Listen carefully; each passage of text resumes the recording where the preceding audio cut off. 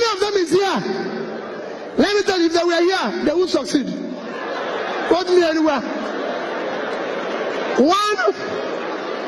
1 minute, I went to school. I've been to the best of schools. I've been to the best of schools. I've been to Oxford. I've been to Cambridge. I've been to all of them. And I tell you what, how many have you ever seen anybody in this country who walked into the bank and was given money based on intellectual capital? They will tell you to bring your grandmother's house, your father's old house, by the time you finish it, that's it. Bill Gates was given $1 million. Go and read the history of Microsoft by a bank for a young boy who was in a garage. Steve Jobs and his friend Wozniak was given $2 million. Who would have given them that type of money here? Nobody. Let me tell you, Steve Jobs went and brought John Scully. John Scully was the CEO of Pepsi. Steve Jobs sent him a text and continued to send him a text. Do you want to continue selling sugared water, or do you want to be part of changing the world? One day, John Scully got up and said to Pepsi, where is President and CEO? I'm leaving this company. I want to go and join these small boys in a garage. Which person will do it here? His people will say that they don't do a medicine. No. Nobody will do it. That's what we have. The government will not support you. You do anything here, the government will not patronize you. They will not patronize the white man. They will not do it. So there's so many things we take against. That is where a journalist has to say, let us take it back. Let nobody tell you there's not enough money. No. Tell me what a governor in Nigeria needs a dispatch rider for. What for? If I tell you how we stop fuel, we used to have a fuel dump when I was governor. Fuel dump. It was costing us almost 30 million a month. I said, what is it? They say, hey. I said, shut it down. I found out that my convoy in the first 2 weeks, because it was about 22 vehicles, was costing us about 300,000 to buy fuel. Of course, you know what happens to half of it. So I said, okay, you know what we are going to do? Bring down the convoy. People in Anambra here, I don't use sari. I asked them, carry this in and go. Pack it. My convoy is 5 vehicles. And you cannot buy fuel unless I'm inside the car. So I will pay them. No more.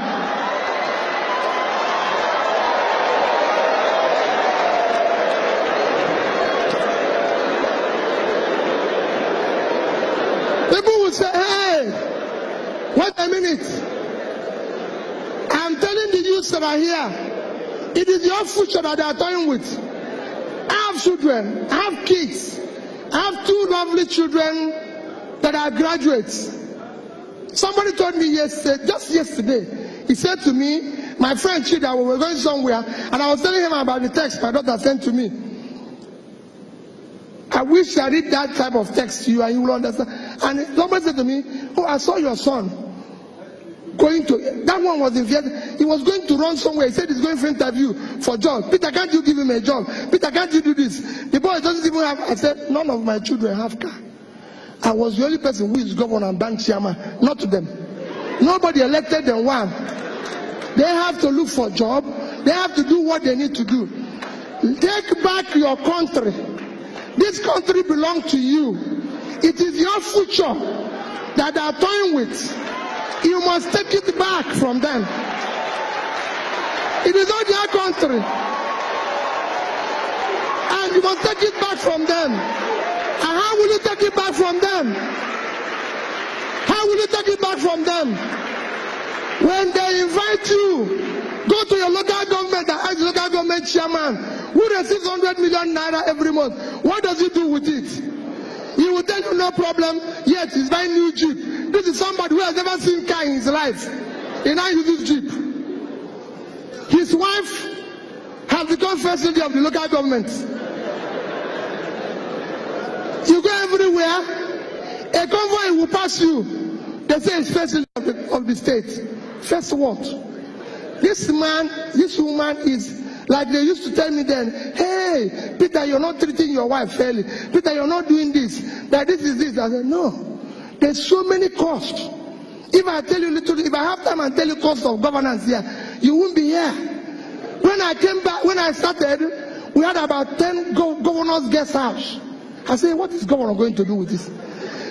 I go to work in the morning, I go back in the evening. I'll come back. My cook then will cook about food that about 50 people will eat. I said, what is this for? They were killing one cow every day. I said, what is this for? He said,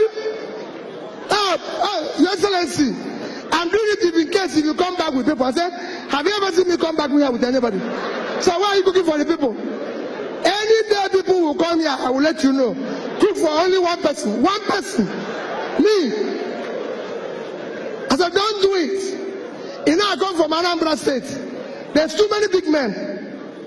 Of course. Like I told them, I said, don't allow any of them to come here. I don't have what it takes to entertain them. So what they do, they phone me, Peter, I want to see you. I come to your house in the evening. So I go to his house, because there he will bring his champagne, eat his fabulous food, and at times when I'm going, they will give me some to take back. Goodbye. But don't go to government house, because government house is not a restaurant. It's not a place to drink champagne.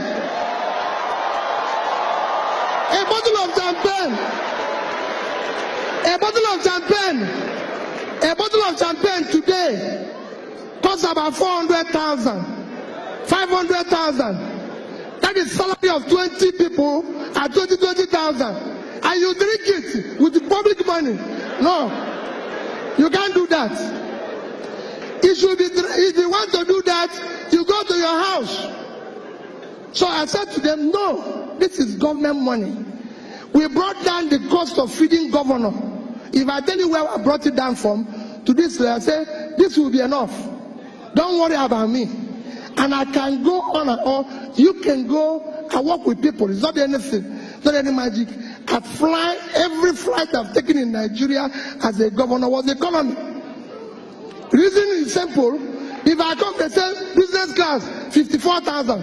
Another one, you go to internet, is 19,000.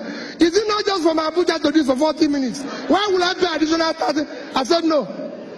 I went to Young Shaguru and said, your hotel in Abuja, can you give me this guy? He gave me 50%. So to sleep there is 30,000 naira. And I said, no, these things, that is what people want me to go to another bigger hotel and stay for 250,000 naira. And people say, oh, Peter, I said, well, I have a problem. If I sleep there and pay somebody 250, I will be awake. I wouldn't even sleep. Because I think they've stolen my money.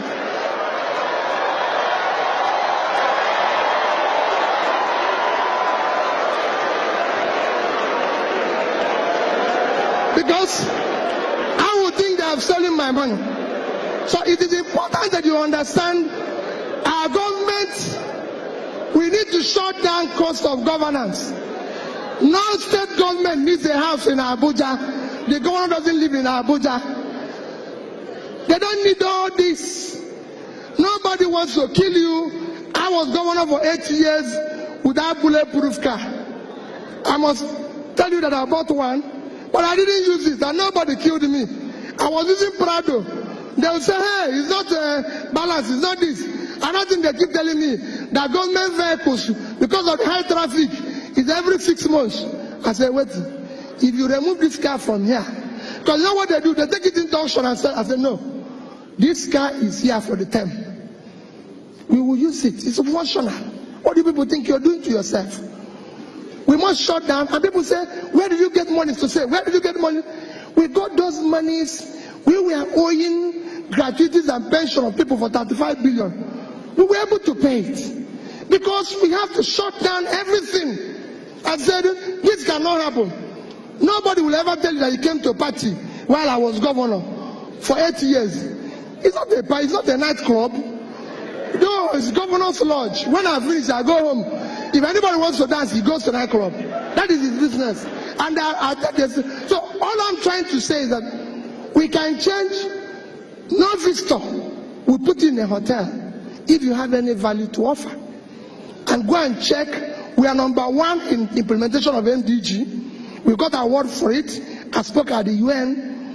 Go to European Union. We are #1 in European Union while I was there. Why am I saying this? We were able to meet up every obligation. So my dear people, yes, it's good to stay here and feel bad and do everything, but let me beg you, you have no other country except this one. And only you can do this. If anybody is telling you, those people out there, they don't know you. They don't care about you. If they care, they will do things differently. You will see it in their behavior.